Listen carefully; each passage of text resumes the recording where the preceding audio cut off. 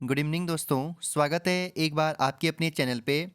देखिए, UKPSC science model test तीसरा आज है और इससे पहले 2 एपिसोड मैंने करवा रखा है और उसे आप ज़रूर देखिएगा प्लेलिस्ट में जा कर के। और कनिष्क सहायक के साथ साथ तमाम जितने भी स्टेट लेवल और सेंट्रल लेवल में ये प्रश्न बहुत इंपॉर्टेंट रोल अदा करेंगे। आज मैं आप लोगों के लिए जीएस महत्वपूर्ण टॉपिक बताऊंगा इसी एपिसोड के बीच में, तो ध्यान से सुनिएगा उन टॉपिकों को। और वो टॉपिक 2-4 दिन में आप क्या करिएगा, क्लियर करिएगा। फिर नेक्स्ट बताऊंगा मैं, ठीक है? तो बीच में कहीं पे भी बता सकता हूं, तो इसलिए वीडियो पर बने रहिए। पहला प्रश्न है आज का, ईसीजी का प्रयोग किस रोग के इलाज के लिए किया जाता है? तो ऑप्शन ए गुर्दे, बी हृदय, सी मस्तिष्क, डी कोई नहीं। तो इसमें सही आंसर हो जाएगा आप लोगों का ईसीजी का प्रयोग हृदय की बीमारी के लिए किया जाता है, ज्ञात करने के लिए, ठीक है? अगला प्रश्न, त्वचा का रंग किससे निर्धारित होता है? तो त्वचा का रंग किससे निर्धारित होता है दोस्तों? Option A enzyme, B hormones, C epidermis, D melanin. तो यहाँ पर सही आंसर हो जाएगा आप लोगों का, आप लोगों ने सोच भी लिया होगा, मेलानिन से, ना कि एपिडर्मिस से, ठीक है? याद रखिएगा। इसकी पीडीएफ आप लोगों को टेलीग्राम पे मिल जाएगी, आप लोग डाउनलोड कर सकते हैं दोस्तों। अगला प्रश्न है, मानव शरीर में सर्वाधिक मात्रा में पाया जाने वाला तत्व है? ए कार्बन, बी नाइट्रोजन, सी ऑक्सीजन, डी हाइड्रोजन। तो मानव शरीर में सर्वाधिक मात्रा में पाया जाने वाला तत्व होता है दोस्तों कार्बन। क्या पाया जाता है? कार्बन। नाइट्रोजन सबसे अधिक पृथ्वी में पाया जाने वाला क्या है? गैस है। ऑक्सीजन तत्व है, याद रखेंगे। 46% ऑक्सीजन, नाइट्रोजन 78%, याद रखेंगे। अगला प्रश्न देखेंगे दोस्तों, चौथा, मानव सदृश्य लघुत्तम कपि है? तो मानव सदृश्य लघुत्तम कपि है, ऑप्शन ए गिबन का, ऑप्शन बी चिंपैंजी का, ऑप्शन सी गोरिल्ला का, ऑप्शन डी बंदर का। तो यहाँ पर सही आंसर हो जाएगा आप लोगों का गिबन का। किसका दोस्तों? गिबन का, ठीक है? ऐसे ही आप बने रहिए और अगर आपको पसंद आता है तो सब्सक्राइब करिए और शेयर भी कर दीजिए दोस्तों। पांचवा प्रश्न है, प्राणी जिसे मानव ने सबसे पहले पालतू बनाया था? प्राणी वह कौन सा जीव है जिसे सबसे पहले मानव ने पालतू बनाया था? ए कुत्ता, बी घोड़ा, सी सुअर, डी गाय। तो यहाँ पर आप लोगों ने सही आंसर चूज कर लिया होगा, कुत्ते को सबसे पहले पालतू बनाया था, ठीक है? अगला प्रश्न देखेंगे हम लोग। महत्वपूर्ण प्रश्न है, डुगोंग नामक समुद्री जीव जो कि विलोपन की कगार पर है, क्या है ये? ठीक है, डुगोंग नामक जो समुद्री जीव है वो विलोपन की कगार पर है, तो क्या है ये? स्तनधारी, बी बोनीफिश, सी उभयचर, डी शार्क। तो यहाँ पर सही आंसर हो जाता है आप लोगों का, ये जो डुगोंग नामक है दोस्तों, ये एक स्तनधारी प्राणी है, याद रखेंगे, ठीक है? नेक्स्ट प्रश्न पर हम लोग जाएंगे, 7वें प्रश्न पर। मैमथ पूर्वज है, मैमथ पूर्वज है किसका दोस्तों? यहाँ पर ऑप्शन इस प्रकार के बने हैं, आदि मानव, ऑप्शन बी घोड़े का, ऑप्शन सी हाथी का, ऑप्शन डी कुत्ते का। तो यहाँ पर जो मैमथ पूर्वज है दोस्तों, ये है हाथी का, ठीक है? ये किसके पूर्वज थे? हाथी के, ठीक है? अगले प्रश्न पर हम लोग जाएंगे। महत्वपूर्ण प्रश्न है, कौन सा पक्षी उड़ नहीं सकता? ऑप्शन ए मोर, ऑप्शन बी बतख, option C emu, option D stork. तो यहाँ पर सही आंसर हो जाता है आप लोगों का एमू आपका नहीं उड़ सकता है, ठीक है? याद रखेंगे। अब हम चर्चा करते हैं थोड़ी बहुत दोस्तों जनरल स्टडी के पेपर पे, ठीक है? मतलब जनरल स्टडी में आपको कौन सा टॉपिक पढ़ना है। सबसे पहले आप राजनीतिक पर ध्यान देंगे। किस पर दोस्तों?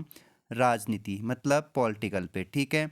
महत्वपूर्ण है, 7 नंबर का कनिष्क सहायक में पूछा जाता है। ओवरऑल सारे एग्जामों में 5 से लेकर के 7 मार्क्स पूछा जाता है। तो इस कनिष्क सहायक में आप लोगों का 7 अंक का रोल अदा होने वाला है, ठीक है? अब देखिए, 7 नंबर गेन करने के लिए आपको क्या करना है, अच्छे से पॉलिटिकल को अभी भी क्लियर कर सकते हैं आप, लेकिन समय नहीं है, तो इसके लिए क्या करिए दोस्तों, सबसे पहले आप, अगर मैं आप लोगों को बताऊं, तो आप एक काम करिए, फंडामेंटल राइट मतलब मौलिक अधिकार वाले टॉपिक को बहुत अच्छे से पढ़िएगा और इसे एक बार जरूर क्लियर करिएगा। यहाँ से 1 से लेकर के 2 नंबर इस बार पूछे जाने के आसार है। इसके बाद जो अगला टॉपिक होने वाला है यहाँ पर, अगला टॉपिक होने वाला है आपका संसद। ठीक है, संसदीय से मतलब आपको क्या पढ़ना है, लोकसभा और राज्यसभा के टॉपिक को बहुत अच्छे से पढ़ना है। लोकसभा और राज्यसभा टॉपिक को भी आपको अच्छे से पढ़ना है। इसी में आपका राष्ट्रपति भी आएगा, इसी में प्रधानमंत्री आएगा, इसी में मंत्रिपरिषद आएगा। ठीक है, जब आप राष्ट्रपति को पढ़ रहे होंगे तो वहाँ पर आप राष्ट्रपति के बारे में पढ़ेंगे तो वहाँ पर आपको एक चीज़ और पढ़ना है, आपातकालीन शक्तियाँ राष्ट्रपति की। ठीक है, 352 के अकॉर्डिंग, 356 के अकॉर्डिंग, 360 जैसे 352 में राष्ट्रीय लगता है तो 356 में राष्ट्रपति लगता है, तो 360 में वित्तीय लगता है, तो उसे भी आपको पढ़ना है अच्छे से। ठीक है, इसके बाद आप सबसे इम्पोर्टेंट हो जाता है आपका पंचायती राज। कौन सा राज? पंचायती राज। और यहाँ पर इस पंचायती राज के बारे में बहुत अच्छे से आपको पढ़ना है, 2 मार्क्स से यहाँ से मान के चलिए। ठीक है, इस तरीके से पंचायती राज को पढ़ने के बाद आप थोड़ा सा उसके बाद असंवैधानिक बॉडी पर जाएंगे, जैसे योजना आयोग पर जाएंगे। इसके बाद आप जाएंगे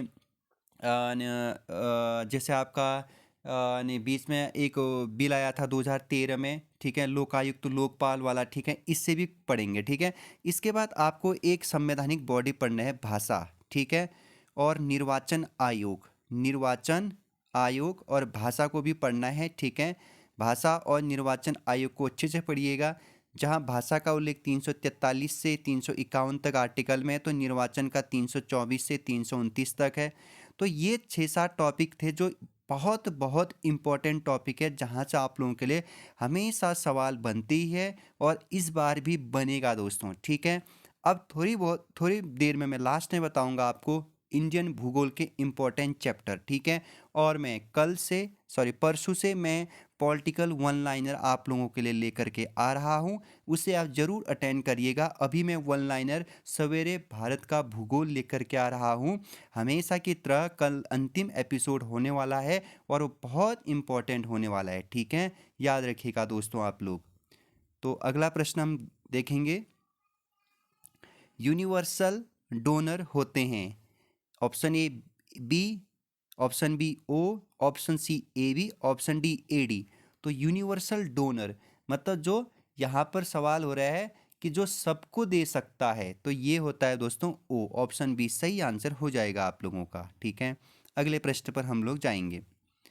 एलोसोम होते हैं, एलोसोम होते हैं, ऑप्शन ए कोशिकांग, नेक्स्ट पादप हार्मोन्स, सी एलिन, डी लिंग गुणसूत्र। तो सही आंसर हो जाएगा आप लोगों का यहाँ पर लिंग गुणसूत्र आपका एलोसोम होते हैं। ठीक है, अगले प्रश्न पर हम लोग जाएंगे और महत्वपूर्ण प्रश्न है, इस प्रश्न को आप इम्पोर्टेंट डालेंगे। हाँ, मेंडल का जन्म किस देश में हुआ था? तो ए ऑप्शन रूस, बी ऑस्ट्रिया, सी ब्रिटेन और यहाँ पर जो डी ऑप्शन है वो अमेरिका है। ठीक है, तो बताइए यहाँ पर मेडल का जन्म किस देश में हुआ था? तो ये ऑस्ट्रिया देश में हुआ था, जो मध्य एशिया का एक देश है। ठीक है, ऑस्ट्रिया।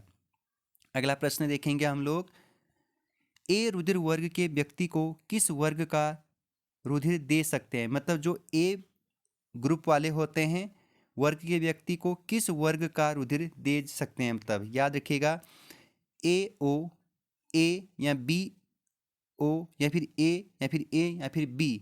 तो यहाँ पर जो सही आंसर हो जाएगा ए ओ दे सकता है, याद रखेंगे कौन दे सकता है? ए ओ। ठीक है दोस्तों, और आप रुधिर वाले टॉपिक, ब्लड वाला जो लेक्चर है, इस टॉपिक को क्लियर करिएगा बहुत अच्छे से। ठीक है, 1 नंबर यहाँ से पक्का आएगा। अगला प्रश्न है यहाँ पर बहुत महत्वपूर्ण, तेल का एक बैरल निम्न में से लगभग कितना होता है? Option A 131 litre, option B 159 litre, option C 179 litre, option B D 201 litre. तो यहाँ पर जो सही आंसर हो जाता है दोस्तों आप लोगों का 159 लीटर आपका तेल का एक बैरल होता है। ठीक है, मोस्ट इंपॉर्टेंट प्रश्न है। अगला प्रश्न देखेंगे हम लोग, पारसेक मात्रक है, ऑप्शन ए दूरी का, ऑप्शन बी समय का, ऑप्शन सी प्रकाश का, ऑप्शन डी चुंबकीय का। तो सही आंसर हो जाएगा आप लोगों का यहाँ पर जो पारसेक होता है ये दूरी का मात्रक होता है। किसका मात्रक होता है? दूरी का। नेक्स्ट प्रश्न है, सीवी रमन को फिजिक्स का नोबेल पुरस्कार प्राप्त हुआ है, तो इनको नोबेल पुरस्कार कब दिया गया था फिजिक्स में? ऑप्शन ए 1928, 1930, 1932 और यहाँ पर एक जो है आपका 1950 है, डी वाला ऑप्शन। तो बताइए यहाँ पर सही आंसर हो जाएगा 1930 में इनको नोबेल पुरस्कार दिया गया था, जबकि 1954 में इनको क्या दिया गया था, भारत रत्न। ठीक है, इसे भी आप याद रखेंगे, एकमात्र पर्सन जिसे दोनों अवार्ड दिया जा चुका है। अगला प्रश्न देखेंगे यहाँ पर, बहुत बहुत इम्पोर्टेंट। एक पारसेक में कुल कितने प्रकाश वर्ष होता है? एक पारसेक में कुल कितने प्रकाश वर्ष होते हैं? तो यहाँ पर पहला ऑप्शन है 9.46 गुना 10 की घात 2 मीटर होना चाहिए था, ये ऊपर नहीं गया है। दूसरा है 3.26 मीटर। तो यहाँ पर तीसरा है 3600, ऑप्शन डी। यहाँ पर सही आंसर होगा 3.26। ठीक है, इसे आप याद रखेंगे। अगला प्रश्न देखेंगे, कौन एक सदिश राशि है? ठीक है, महत्वपूर्ण प्रश्न है, कौन एक सदिश राशि है? ए तापमान, बी ऊर्जा, सी संवेग, और यहाँ पर डी जो था आप लोगों का ये था दाब। ठीक है, याद रखेंगे। तो सबसे पहला आपको आना चाहिए कि सदिश राशि किसे कहते हैं, जिसमें दिशा और क्या हो, परिणाम हो। तो याद रखेंगे, आपको याद रखना है। ठीक है, सदिश राशि। तो यहाँ पर सही आंसर होगा स से संवेग सही हो जाएगा। ठीक है, इसे आप जरूर याद रखिएगा। अगला है यहाँ पर, अदिश राशि है। अदिश राशि है, ए ऊर्जा, बी बल आघूर्णन, सी संवेग, या फिर डी सभी। तो अदिश आपको याद रखना है, ऊर्जा यहाँ पर अदिश राशि है। ठीक है, नेक्स्ट प्रश्न हम लोग देखेंगे, जो ब्लैक होल सिद्धांत की खोज की थी, ये किसने की थी? एस चंद्रशेखर, हरगोविंद खुराना, या फिर सीवी रमन, या फिर रामानुज ने? तो बताइए दोस्तों, सही आंसर, ब्लैक होल सिद्धांत की खोज किसने की थी? तो एस चंद्रशेखरन ने दी थी। जब मैं आपको यूकेपीएससी प्रैक्टिस सेट पढ़ा रहा हूँगा तो वहाँ पर मैंने एस चंद्रशेखरन के बारे में और ब्लैक होल सिद्धांत के बारे में बहुत अच्छे से आप लोगों को बताया था, जिसे आप कृष्ण छिद्र भी कहते हैं। ठीक है दोस्तों, तो अगला प्रश्न देखते हैं, धावन मशीन का कार्य सिद्धांत है, ए अपकेंद्रीकरण, बी अपोहन, प्रासरण, या विसरण? तो सही आंसर हो जाता है आप लोगों का अपकेंद्रीकरण, धावन मशीन का कार्यकारी सिद्धांत। ठीक है, जो आप वॉशिंग मशीन कहते हैं दोस्तों। अगला प्रश्न देखेंगे हम लोग। तो आज तो यहाँ पर 20 ही प्रश्न है। ठीक है मित्रों, दोस्तों आज के लिए तो इतना ही है। ठीक है, कल मिलेंगे एक नए एपिसोड के साथ। तब तक के लिए अपना ख्याल रखिएगा। धन्यवाद।